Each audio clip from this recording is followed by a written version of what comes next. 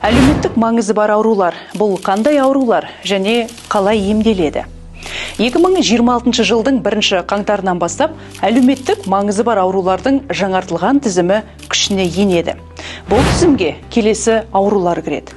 Туберкулез, адамның иммун тапшылығы вирусы, созылмалы вирусты гепатиттер және бауыр циррозы, қатерлі ісіктер, психикалық және мінез-құлық ауытқушылықтары, жедел миокард инфаркті, жүйке жүйесінің дегенеративті аурулары, орталық жүйке жүйесінің аурулары, сирек кездесетін, яғни орфандық аурулар, эпилепсия, цереброваскулярлық аурулар.